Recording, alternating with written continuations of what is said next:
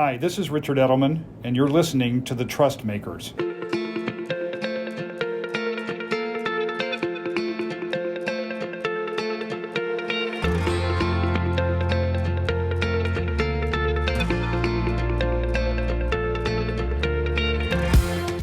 Hello everyone, I'm Jackie Cooper, Global Chief Brand Officer and Senior Advisor at Edelman. Welcome to a special series of The Trust Makers. We're recording on the ground in the sun at the 2023 Cannes Lions International Festival of Creativity. Over the next few days, I'll be speaking with marketing professionals about this year's festival and gather their insights on Edelman's 7th annual report on brand trust, the collapse of the purchase funnel. And today I'm so happy to be joined by Grace Cowell, Global Head of Advertising, Business Marketing at Spotify. We're in the Spotify studio. It's beautifully cool. We're so happy to host you. And Grace, you've actually got 2 decades of experience in marketing and advertising. I can't believe it. 2 decades. My goodness, where has the time gone? In your current role, you're helping brands around the world connect with Spotify's listeners in meaningful ways. We're going to talk a little about that. And all I have to say now is welcome. Welcome to the Trust Makers. Thank you so much, Jackie. Love being here. This is the first day of the Cannes Lions. Obviously, we're just getting into it. It's always a very intense week. It may be too early for you to kind of know exactly, but when you come here, what sort of kind of conversations are you hoping to have, and what kind of experiences are you kind of seeking out especially? Sometimes I think that we forget that Cannes is actually at the core a celebration of creativity. And so I'm hoping most of my conversations are about creativity. And I hope I actually have time to go to the Palais and take a look at all of the work that's winning. It's funny because there's wonderful creativity that's happening in the Palais and what's winning. But I also, of course, walking down the beach, love taking a look at the creativity that's happening on the beach and just seeing the industry come together as well in different activations. So yeah, I'm really looking forward to when we think about creativity, how do we bring innovation to creativity? How do we, again, as an industry, push each other in a nice way, in a competitively nice way of bringing new ideas to our shared consumers? I love that. I love that actually Cannes does that. It's a strange kind of frenemy situation, isn't it? It's like you let the guard down because we were all looking for the inspiration, and then you leave and you go back to work and trying to do the best work you possibly can. But you know, the guards are a little bit down, aren't they, in this pursuit of sharing gorgeous stories and breakthrough creativity?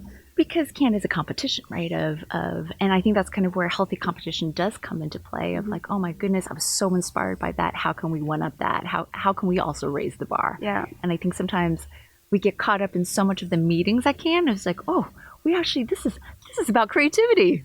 Absolutely right. Looking at what you've done, you've held marketing positions at a number of popular technology and social media brands.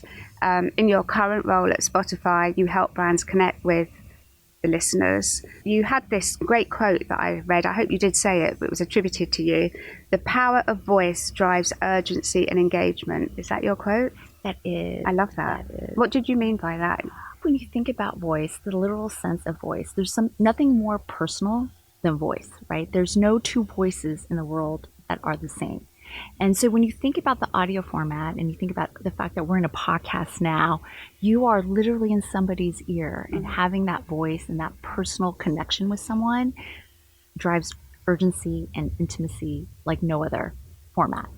And so coming from all the tech roles that you've had now into this space, would you say that sort of marketing in this space is particularly unique? How does it compare to other tech spaces? And how have you sort of seen that change over the last decade? Oh, yeah. It's been fun.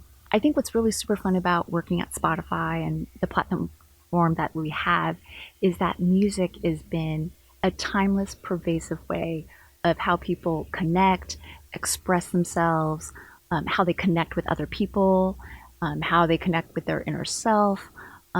I would say music has been a place for how they energize themselves versus even feel inspired, and how people feel good about themselves. And you look at maybe perhaps other tech platforms that might be draining for people. I think I pride myself working at Spotify that we actually make people feel good and energized. So I think that's been something that has been growing actually through the past decade and continues to grow. I think the other thing we've seen is the rise of podcasts. So where consumers have gone to other traditional forms to find news or sports or for education, what we're seeing now, another trend, is that podcasts is where people go for sources of truth of how to learn things, how to get inspired, again, how they connect with other people, how they entertain themselves, from sports to humor. So I think that's another big trend we've seen in the past decade as well. It's amazing because no one would have said 10 years ago that podcasts would have, I don't think that was actually foreseen. Was there a live podcast studio at Cannes 10 years ago? I don't think so. Absolutely not. Yeah. Absolutely not. So while we were prepping for this, we were talking about our new report that I referenced in the introduction. A major finding in that Edelman Trust Barometer report for the brand space this week is that the traditional purchase funnel, which most marketers understandably have based their work on for decades, has collapsed. That's quite a big sentence to say. What we see in the data, that there is a sort of this ongoing relationship loop, we've called it this loop, that goes on between consumers and brands, because we find that our research shows that consumers want to engage with brands beyond that moment of purchase. So the funnel used to be that the end aim was that purchase, hurrah, job done. And that absolutely isn't the case anymore. We see that actually consumers want to engage after the purchase. And so how do you think brands should think about building a relationship? Because I think with Spotify, it's such a great example of having a relationship that kind of becomes part of your life and your go-to space. How do you, as a marketeer, help brands understand that relationship, and how can you have that relationship and interaction rather than just that funnel mentality? Yeah. Jackie, now I'm going to quote you, because the Trust report, this latest one, is excellent. And there's a quote in there that said, "The purchase is just the beginning." And I think that summed it up really well, in the sense that, one, I would say consumers now, when they purchase something, it isn't just a value exchange, right? It is an investment in your brand. And I think that's the way I would say that brands need to start thinking about that, is that every dollar a consumer spends, or every minute they spend with you, it's an investment in your brand. And so as a brand, how do you think about that and value every interaction as someone investing in you so much more than perhaps a purchase? And I think that's when we talk about the purchase funnel collapsing, I think that's an opportunity, right? Because if you think about every interaction being truly someone who wants to hear from you, wants to connect with you, what a great opportunity for a brand to think of new experiences each time they have that interaction. You see, you've got this great attitude that it's an opportunity, but we know from some of the research that we've done that some CMOs see that as daunting, because they see that as being exposed, that they have to have ongoing interaction. What advice would you give them in terms of seeing it as an opportunity rather than something to be wary of? I would say flip it. It's so efficient, right? Where when we had the funnel in the past, you would have to think about different messages or different assets or different channels to do different jobs. When right now, because it is collapsed, that your consumer, when having a commerce moment with you, is actually looking for a brand experience. And in the past, where perhaps you're creating a brand experience, you have a great commerce opportunity because your consumer is actually wanting one with you too. And so I would say, instead of thinking of it daunting and having to do more, I actually think it's actually a really wonderful, efficient way to engage with your consumer, and knowing that your consumer is wanting that and expecting that from you. So there's actually no turning back. I think it's really interesting also that this explosion of audio has been so quick and so extensive. Do you think that there's something about a voice that helps you have those relationships because it is more trusted? We're calling the podcast The Trust Makers, and obviously we're interested because we know that when consumers trust, you get the advocacy and you get the purchase. What's your experience with that voice of trust in your ear? You mentioned about where you've got the voice in your ear. Do you think that this is a natural space then for interaction? And how do you keep it fresh? Because there's a myriad of things you can do, but how do you keep it fresh, and how do you know what to do? How do you strike the balance? Yeah, I would say, one, you're right. In the podcast format, it's intrinsically just more intimate and much more natural, right? And I do think that when it comes to audio, because a person is leaning on their ears, I think there's a formative way the person leans in more to use their imagination. And so again, when you're listening, you feel like that person is talking to you. Now, to answer your question on how to keep it fresh or knowing what to do, I would say partner with creators, right? And when you look at creators and the creators that have been succeeding in this space and they know that they have an audience and they are trying to build a personal connection. And so I would say to brands, if you aren't already, you should definitely partner with creators. You should trust them. You should trust that they know their audiences. And then they may bring things to your brand that you perhaps haven't seen because they actually represent the people that you're trying to connect with. So we love working with creators, and I would say brands, I think you would too. 100%. And I think you make such a valid point about the creators and how they represent their communities. The most important thing to build trust is relevance, right? And to be representative and not look tokenistic. So we were talking a little bit about the Dove campaign that I know you're a fantastic fan of. And huge fan. Great. Edelman's been lucky to work on that, and I've been lucky to work on that for many years. And that's a really good example of really understanding how to be relevant in culture. And we move on to Gen Z. Part of this report touches on the fact that it's an extraordinary rise that we see the influence, it's almost transformative that Gen Z has on all generations. We know that Gen Z is a generation unlike any other. We commissioned research last year because we wanted to answer some of the CMOs' issues where they were saying, I'm wary of working with this generation because they're activist. And we thought, well, then let's look at the sort of hesitations that people have about working with Gen Z and see if we can debunk some of those myths. So one of the major ones was, no, they're not activists, but they are looking for action. Yes. And they don't want to cancel you, but they do want you to be accountable. Yes. And so this research was very sort of reassuring, and we continued the strand of Gen Z studying with all of our data and all of our studies. But what's really interesting is that that's beyond the Gen Z generation now. This Gen Z influences across all, which is so kind of on point for the Spotify feel, I feel, and the Spotify experience.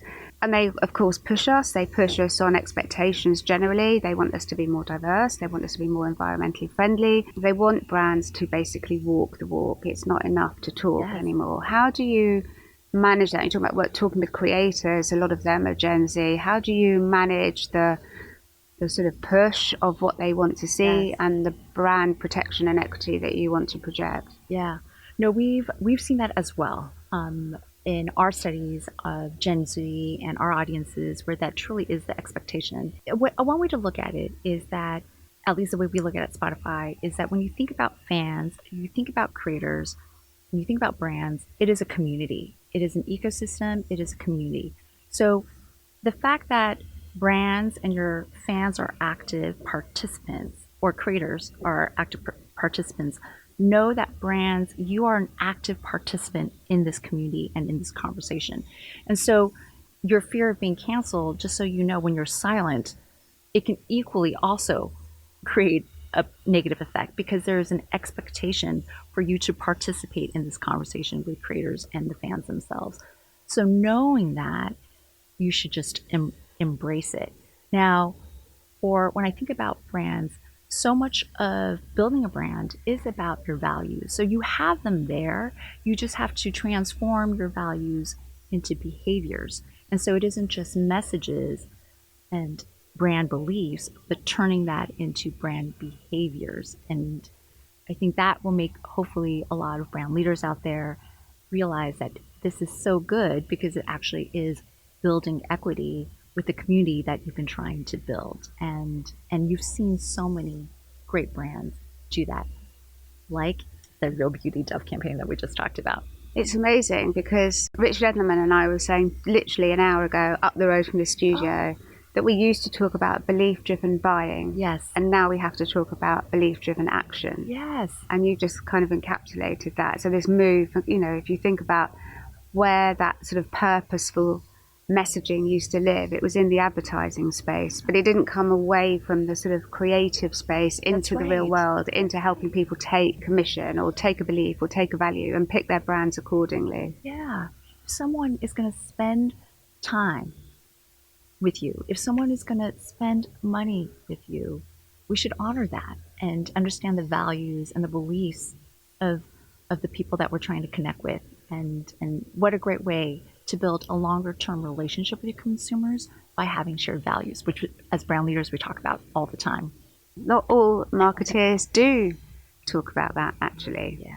And it's a very interesting thing that sometimes we think about the product benefits first and try and persuade the consumers of the product benefits. And then that's sort of got to be a little bit halted and said, hang on a minute, where's it going? And you make a really interesting point about stand for something. Like, better to stand for something than stand for nothing. And our Gen Z data definitely shows that if you stand for nothing, it is as if you're not engaged and you're not bothered at all. Yeah. So what about the risk of that? How do you sort of manage risk versus opportunity when you stand for things? I would say because there's risk in not standing for anything. And I think that is maybe where some marketers, their fear of taking risks is actually the biggest risk ever. And so just know your consumers or your fan base is waiting for you. They're literally waiting to see what you do, how you behave, and when you don't, well, again, just know that they're expecting, they're waiting for you.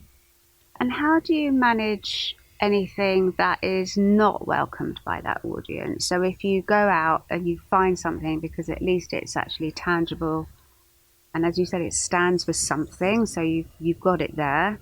And what happens if the people who you put it out to, with the ones that don't like it? Yeah. I think this is where, one, have that self-awareness and being authentic, because that's something us brand leaders should filter from begin with. Like, do we really believe in this? And does it truly stand for, and does our product actually live up to that brand promise? So I think for that amount of self-awareness from beginning is key. And the second thing that I mentioned is just who you partner with as well. I think they are also good partners to push against the authenticity of it. And I think that's where, again, brands do not feel like you should do it alone. You should partner with others as well. Again, you're part of a community and not think it's only one way. And it's like, oh, we're gonna do this by ourselves. And I think that's often the trap of versus, no, we should get insight, we should get feedback, we should look at partners, we should look at creators. And I think, to me, I've seen that approach work so much better for brands. Yeah, it's a really good protection as well, because you know you're going to be right. Yeah, and to your point of when you're wrong, which sometimes it will be, own it, be accountable, and change. Yeah. With Spotify advertising, you conduct an annual report on Gen Z called Culture Next that explores how they use audio in their lives. Can you tell us a little bit about what did that report find, and how are you using it to inform campaigns which are aimed at Gen Z, or do you use it just generally beyond Gen Z? Oh, I think we use it for many, many different things. I think we use it to understand the audience of Gen Z. I think what we also use is identify trends that we think brands should look at. And I am a marketer myself, and I use it for myself of how to inform the things that we want to do from Spotify as well. But some things that what I see is that might be helpful for here is well-being truly is a trend. And how do we look at creating brand experiences that make people feel good versus add on extra stress? And so I think that was something that we had seen, is that well-being and stress is actually something to be conscious of on Gen Z. And so understanding that is top of mind for them. And again, how can we continue to bring experiences to relieve that? I think the second thing that we saw, which I mentioned earlier, is that for Gen Z, their source of truth is actually podcasts. They actually believe podcasts and what they hear from podcasts more than ever, because it is an authentic, more intimate interaction that they have, or engagement that they have. So whether, again, it's news or sports or humor or education, there's a huge opportunity in podcasts in developing that intimate relationship and understanding that is where they go for their source of truth. And I think where I also saw that was interesting that you alluded to is, in many ways, Gen Z loves creators and trusts creators but they also see themselves as creators of culture themselves. And so when you think about it that way, that your consumer and your fans are activists and see themselves as not just consumers of culture, but creators of culture, again, there's a huge opportunity to connect with them, knowing that they see themselves as creators as well. I love that. And you're talking about like embrace it to get the engagement, to get the trust, rather than being scared of it, because that's 100% how you're not going to get the engagement and not get the trust. Yeah. And I love it we're in this backdrop of Cannes, and how we even started off this conversation is think about the creative opportunities that come with that from a brand perspective. It's going to be very interesting as the awards roll out during the week if the work looks different, because the world has been so different in the last couple of years. I think Cannes last year was a little bit muted. It feels like it's come back on all levels this year. It seems more people, more events, more everything. Do you go to the awards? Do you watch the awards? Oh, yes. And I love hearing not only the interesting panels and the guest speakers, but I also love hearing about the case studies and just how, when I've seen the work, and Jackie, I love to hear your take. It's always like, how did you sell that in? And just hearing the story of that, I'm always excited to hear from peers. The creativity is there, and then it just doesn't get out to the world. So I think everyone feels so validated and vindicated when it actually gets out. And then if you get awarded, well, I mean, the likelihood of being awarded is such a difficult thing to get awarded. So we're really happy so far. We've been shortlisted for a lot of campaigns for the last few days. Congratulations! I can't wait. And this is only our ninth. 2015 we came, so it's our eighth year. So we were relatively new as a PR and comms firm to be in this space, and so now we have that formal creative offering, and we're understanding more how to celebrate the work and be inspirational and be that creative kind of source for our agencies, not just amplifying other people's work, which is exciting for us. Jackie, you asked me this question. I was going to ask you, what are you looking forward to this week? Yeah, I really related to what you said, because it's very nice to come out of your work and look at other people's work. And I actually love being in the theatre and seeing people get awarded, because it's just joy, isn't it? It's complete joy and complete validation, and that industry endorsement that you've actually got it out and it's impacted the world. So I'm afraid we've run out of time. That's all the time we have for today. Grace, thank you. Thank you for sharing your insights and expertise. And to our listeners, thank you for listening to The Trust Makers. Oh, thank you so much. Thank you for tuning into The Trust Makers, an Edelman podcast in partnership with Advertising Week, where we speak with leaders and other trust builders across institutions. See you next time.